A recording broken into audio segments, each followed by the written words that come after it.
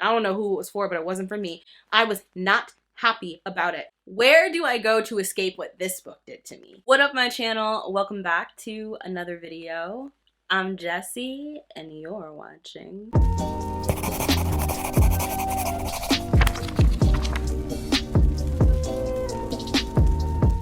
You are watching all of my hopes crash and burn, burst into flames, spontaneously combust, and then I have to eat them. This is going to be the most disappointing books that I read in 2021. Imagine that you are floating peacefully in a pool and the sun is out, just shining upon thee. You get a nice tan, you know you're about to be a showstopper. You allow the sun to lull you to sleep, and you wake up about 10 minutes later and find that you're in the middle of the ocean. That's what these books were like. The first book on this list is going to be Don't Look for Me. Now, this is the book that I have the most conflicted feelings about, and I'm going to tell you why. So, for those of you who are not familiar, Don't Look for Me is a book by an author named Wendy Walker, who I very much thought I enjoyed. It is the story of a woman who is still grieving the loss of her daughter 5 years after her daughter died. It has created a huge gulf between her and the rest of her family, and she ends up driving in the middle of nowhere one night when a car stops and asks if she would like a ride home from the rain. And in the back seat of the car is a child that reminds her of the one that she lost. And so she gets into this car, and that's why we have a thriller, because you got into a stranger's car. Okay, so this whole situation could have been avoided, but she didn't avoid it, and so there was a story to be told. Now, the reason that this was so disappointing is because, I don't know about y'all, but I read Never Have I Forgotten? All Is Not Forgotten. Not me forgetting the title. I read All Is Not Forgotten years ago. I think it was 2019. It was one of my first books that I read when I got back into the act of reading. And that book just did things to my soul. It talked so beautifully about PTSD, about memory and memory loss from trauma, and it was a thriller surrounding those topics, and it hit me really, really hard, and it was effective. It was scary. It was just so many things. It was the perfect thriller for me. A very traumatic book, though. Huge, huge, huge content warnings for sexual violence. And because of my wonderful reading experience with that book, I immediately assumed that all of the other books by this author would slap. I read another book by her that I really, really didn't like, and it was rough.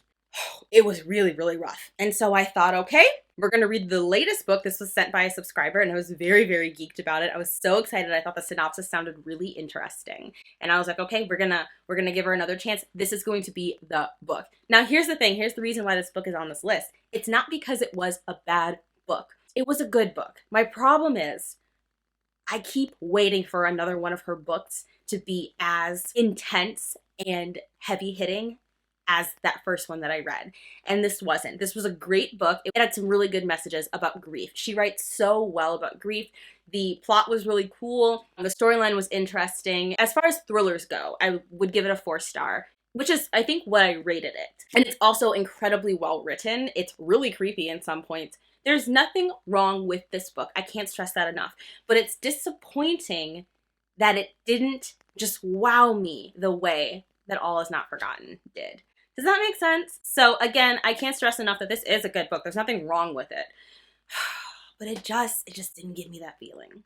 Then we have a book called The Splendor of Silence. The Splendor of Silence is by Indu Sundarasan, and I found this in a thrift store. I was just perusing, living my best Goodwill life, and I saw this cover and I was like, yo, this book is calling my name. One of my favorite ways to discover books is literally just by the act of wandering and discovering. I loved that I stumbled across this book. I had never heard of it. There was no hype surrounding it as far as I knew. I was like, okay, let's pick her up. Let's see if she could be a new favorite. This book takes place in India in May of 1942, and it takes place over the span of 4 pre-monsoon days. We are following, I believe he's an army captain named Sam Hawthorne, as he travels to the city of Rudrakat looking for his missing brother, and he ends up encountering this well-to-do family, and he falls in love with their daughter while searching for his brother. And you are following Sam, you are following Mila, you are following her father, and then you get other perspectives as well from people living in the city. And the writing just blew me away. I was so just I was wowed, okay? The writing is stunning. I wanted to keep this book for the writing alone. The problem was, it takes a lot to bore me, right? I do enjoy historical fiction. I did not read a whole lot of historical fiction last year, and it's not super popular on BookTube, but man, I do love me some historical fiction, okay? I was ready. I was in the mood, okay? The scene had been set, all right? I was like, yes, give me your yellowed edges, honey. Give me that time piece. Give me that period piece. Give it to me right now. And what I was given was an empty plate, okay? Like, romance ruins everything. You're right, love does conquer all. It conquers all of my joy because the second these two people fell in love, the whole story became something else. It became about them fighting for their love and everything else that we had, that we were given, the politics, the just all of it, just like it just Superman and flew off. Just flew off into the sunset. Once Superman found Lois Lane, it was over, and I could not be bothered. I was so bored. The romance just dominated the storyline, and it was too much for me. And I don't need, no. Next up, we have to talk about one of my most anticipated releases by one of my favorite authors. This broke my very heart, my soul.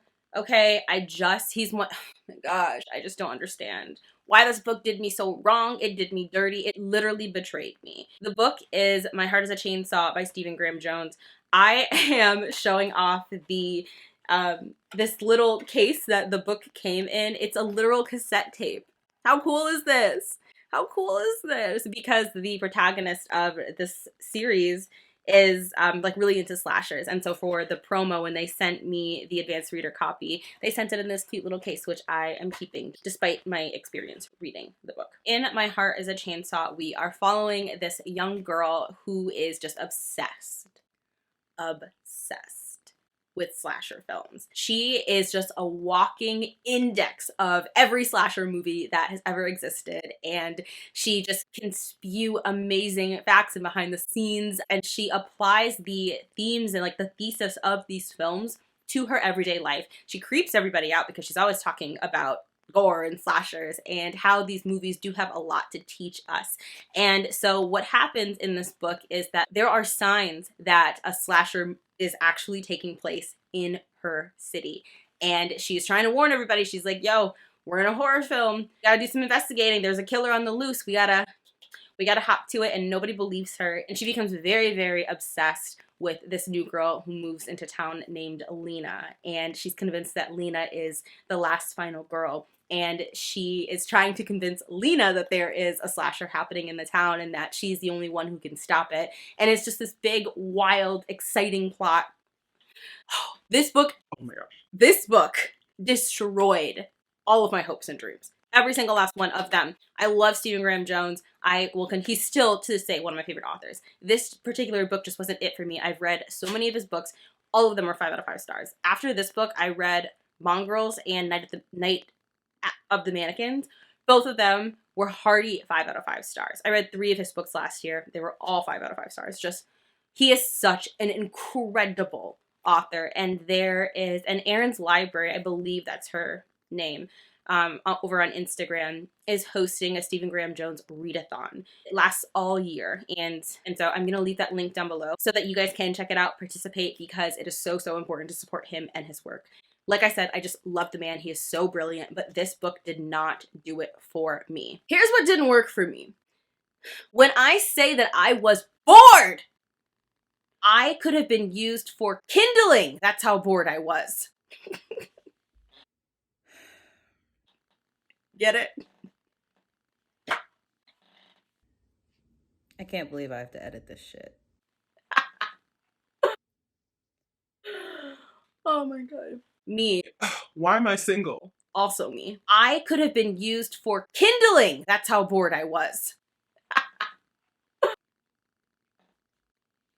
Do the math, Jesse, do the math. The book opens up with this couple just getting murdered. And it was so enjoyable. It was creepy. It was everything. There was not enough action. And by the time the action happened, I was so done with the story because I had been bored for so long. I am the king of slow burns. I love books that people traditionally think are slow or boring. When I tell you that I was bored, I was so bored. I was reading it with Gabby. Gabby DNF'd. I don't know why I didn't DNF. Now, That is going to be a series. I am going to continue with the series. I just really hope that books 2, 3, 4, 5, 6, and 7, whatever, are more entertaining than that, because I could have slept through it. I will say it was so fascinating to have a character, Jade, I think her name was, who is so obsessed with horror and loves applying it to her life, and the ways that she speculates about horror, and she's a really cool character. But it just wasn't enough. I got bored just talking about that book. Next up, I am going to be talking about Goblin by Josh Malerman. I'm going to be holding up Bird Box as I talk about this book because it's by the same author. My copy of Goblin is actually at the bottom of this stack of books that I unhauled. I did a big unhaul. I unhauled 100 books. So that video is going to be linked down below if you want to see all of the 100 books that I got rid of. Goblin was one of them, and I could not be bothered to pull it out from the stack so I could hold it up and tell you that it let me down more than all of my sexual experiences with cisgender men. It's not happening. It's not happening. Who? Not me. Goblin by Josh Malerman. Bird Box was one of my first reads of 2021. I was blown away. I could not have been more surprised if Josh Malerman himself flew through my window on a unicorn, and then if the unicorn cooked me dinner. I could not have been more surprised by Bird Box. This is one of the coolest, best, freakiest books I've ever read in my freaking life. It was amazing. So I was head over heels excited for Goblin, which is a collection of short stories that take place in this town called Goblin, and they're interconnected and blah, blah, blah. Boring. It was so freaking boring. Oh my gosh. And anthologies and short stories are usually the way to go for me. The first story was cool. The last story was great. Everything in between was garbage. Everything in between was garbage. Okay, so here's my disclaimer. I don't know for a fact that Josh Malerman is not Indigenous. I tried to look this up. I couldn't find any conclusive information about this, so please hop in, correct me, shut me down if he is Indigenous, and if I'm wrong, please, 100% welcome, deserved. From what I found, Josh Malerman is a white man. The Indigenous horror, the using Indigenous people for horror in Goblin, it just... Nope. Mm-mm. No. I'm gonna hop, skip, and a jump right out of that book. I was not having it. The book was boring. It was not engaging. I did not care. I did not care. I do not see how the author came out with Bird Box and then Goblin. That doesn't make sense to me. Then we have to talk about You Brought Me the Ocean. This was one of my most anticipated releases. It is a story where we are following a Black boy and an Asian boy who fall in love. This is set in the DC universe, and I'm not a DC fan. I know nothing about DC Comics, and following the story was really, really easy. Jake, who is our Black protagonist, hasn't swum ever since his father drowned. And one day he finds out that he has water powers, that he has these like amazing markings on his body that he's had since birth. And his mom was like, yeah, don't worry about those. That's a birthmark. Then he finds out that he can do hella cool things with them once water hits him. And then he falls in love with a swimmer in a school, and they have a little romance. My first thing, this isn't why I rated the book low, but my first thing was, why the hell? What was that sound? Y'all hear that, right? It sounds like something's crawling on my roof and I'm about to move out of this house. My first issue with this book was that Jake has these birthmarks on his body, and his mom gave him this sketchy ass explanation. He was like, yeah, that checks out. Absolutely not. It couldn't be me. It could not be me. I would be like, yo, I was grown in a lab and I look like it. Like, I literally have a trademark symbol on my ribs. What the hell is going on here? That's just me though. The writing was easy to follow. The storytelling was really good. I loved the art. I loved the imagery. Some of these spreads were just, I'm trying to find, like, oh my gosh. Julie Morrow, who illustrated this book, knew exactly what they were doing. Just look how gorgeous. Just absolutely freaking stunning. I thought it was such a cute romance. I loved the way that colors were used to tell the story. It just was wow. Okay? Absolutely loved this book for that reason. My issue with this book was the way that Jake was treated by his best friend when she found out that he was gay. I had issues with that, and it wasn't just because the best friend responded in a way that was very toxic and problematic. It was because it was just okayed by the story, and I don't like that the message that was given was that, yeah, this is an acceptable way for someone to respond when you come out to them. I had major issues with the whole way that that was handled. Because this is marketed for teens, it just made me far, far too uncomfortable. This is the best friend, by the way. She was so cool up until that happened. Major, major issues. Did not like the way that that was executed. I have a video on this topic where I talk about the way that queer closeted characters are treated, and I will leave that link down below if you want to see it. I talk about my issue with this in far more depth in that video, as well as a bunch of other popular and classic queer literature books. Next up, we have another graphic novel, one that disappointed me probably even more than You Brought Me the Ocean, and that is Isola. I was so freaking excited for this. Like, when it came out, I was anticipating it, and when it came out, I forget what year exactly, I ran to go pick up my copy, okay? Just like, this art style is so absolutely phenomenal, gorgeous. The use of color, it's giving Avatar, okay? It's so freaking beautiful. In Isola, we are following a queen who has been cursed to turn into a tiger, and the captain of her guard. And the captain of her guard is escorting her to an island that is half a world away in order to reverse that curse. I had heard such terrible things about this comic. Look, I already have a not great relationship with Brendan Fletcher. I love some of his work. I also really not like some of his work. We're not on the best of terms, but we are on terms. But I have enough faith in Fletcher to be like, yeah, the writing is going to be good. That faith is no longer here. That faith left, okay? And she took hope with her. The story is weak. It is weak. The story is, it's not it. The writing, unfortunately, is what... The writing. The writing is not it, sweetie. Okay? I'm sorry to say. It was a slog to finish this book, and it was so bad that I don't even remember the ending. And that says a lot. Now it is time for me to be canceled from BookTube. I had a good run. So long, and thanks for all the fish. Because unfortunately, Alatsoe by Darcy Little Badger made this list. Now, again, I'm going to give another disclaimer. It's not that this is a bad book, right? I gave it 3 stars, I believe. I gave it 3 stars. Before I give you the details, the tea on why I gave this 3 stars and why it was a disappointing read, I'm going to tell you what it's about. So for those of you who are not in the know about Alatsoe, or if you forgot, Alatsoe is about a Lipan Apache teen named Alatsoe.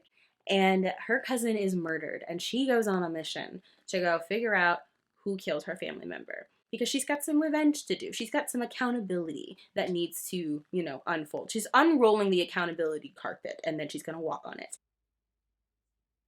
And Alatsoe is special because she can see spirits and she communes with spirits. It is a story about spiritualism, mythology, culture, and family. And there is so many good things to be said for it, right? Like, I loved the asexual rep. Absolutely. Let's go. Beautiful. I loved that we had an asexual protagonist. I loved that we had representation for a protagonist that communes with spirits. I loved the role that her family played in the story. One of my biggest issues with middle grade and YA. Where are the parents? Where are the parents? So often in popular YA books, parents are just absent. They're not a part of the story. They're not a part of the conflict. And so it was really nice to see representation for another BIPOC kid who leaned heavily on their family. Unfortunately, this book it was disappointing because everybody was raving about it. Everybody loved this book, and I went into it being like, oh my god, this is gonna be a new favorite. Oh my gosh, I'm gonna be tattooing every word from this book on my flesh. And it just wasn't very memorable to me. Now, A Snake Falls to Earth, the sophomore novel of this author, which either just came out, I have an ARC for it, and I forget the date that it released. I believe it is already released, though. Is amazing. It's amazing. If it's not out, pre-order it. If it's out, buy it. Get it from your library. Do what you gotta do, but you gotta read that book. A Snake Falls to Earth is amazing. And that was everything that I did not get from Alatsoe. So if you are trying to choose like what book to start with, I would start with The Snake Falls to Earth. Personally, but that's just because I recommend it. And like I said, there's nothing wrong with this book. It just didn't do for me what it did for everybody else in the book community. Then we have another anticipated release that let me down hard, and that is Black Buck. Black Buck is the debut novel of Mateo Ascari Poor, and it follows a young man who is on the up and up, right? And he gets hired by this bougie startup tech company, and there he decides to reinvent himself as Buck and become kind of an entirely new person. He's got a new persona, and it's pitched as Sorry to Bother You meets Get Out. It's about him trying to survive as a black salesman and who he becomes, and commentary on consumerism and upward mobility and class and blackness and all of that. It's a good book if you want some Get Out vibes, right? It's a good book if you want something real, but I just had issues. I had issues. This book was so beloved. Everybody on Bookstagram was going off about it. But I was getting some fat phobia. That didn't sit right with me. And the way that Buck talked about women got on my last nerve. Like the way that he portrayed women's bodies, it just didn't sit well with me. I couldn't ignore it. The book didn't make me feel good. It left icky feels. And that's not what I wanted. The conversation about mobility and class and status was great. It was on point. There's so much good about this book. I didn't really connect with Buck. I didn't particularly like Buck, but I don't need to like a character in order to root for them or to enjoy the story. This book just didn't do it for me. And I'm gonna get this, look, and then where do I go to escape what this book did to me? This was the most disappointing, mediocre, upside down sequel I have ever read in my life. Yes, I know this is the first book, but I'm talking about the second book. You. What's it called? You Let Me Down? Is that what it's called? You Wasted My Time? Is that what it was called? You Aren't Worth Reading? What was it called? Book 1 was amazing. This book was a slap in the face. Bam, bam. Okay, it was so freaking good. Book 2, I don't know who wrote book 2. It was like you didn't read the assignment, honey. Book 2 was the most gimmicky, bullshit thing I had ever read. I was so upset. So if you are not familiar with this book, I don't know where you've been. And it's probably a good thing. Congratulations on you avoiding this book. But this book is about a serial killer who is obsessed with a girl, and he decides he's going to become her boyfriend. And so he just slowly kills everyone in her life until she has no one to lead on but him. And it's really freaking good. It's told in second person, and then it was made into a huge Netflix show that also sucks. So I was really excited after reading this one to read book 2.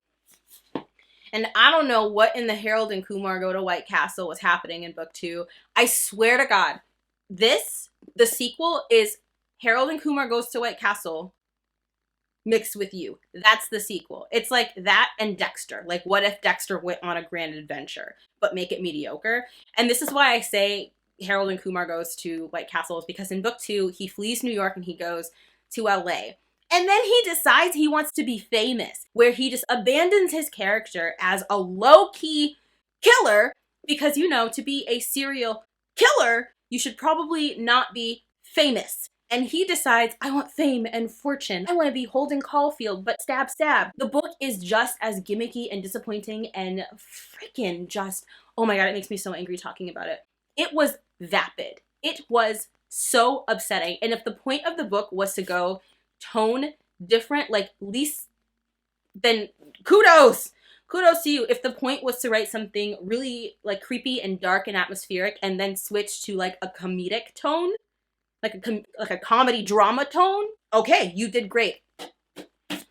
For readers of the series, did you enjoy that tone shift? Because I sure as hell did. I don't know who it was for, but it wasn't for me. I was not happy about it. And then he starts dating the most shallow woman I have ever come across. Like, the woman that he becomes obsessed with in this book is not interesting. So you are following a character that you initially, I won't say like, because who could like him, right? He's a terrible person. He's a horrible person, but he's enjoyable to follow, like he's enjoyable to read a perspective from because he's so sick and twisted, right? Then he abandons who he was in book 1. So he also becomes Holden Caulfield, but make it as a screenwriter.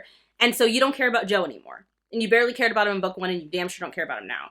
And you also don't care about the girl he's obsessed with. And then everybody around him is just famous, rich, greedy, assholes, horrible people. And so you want to stab everybody in the book.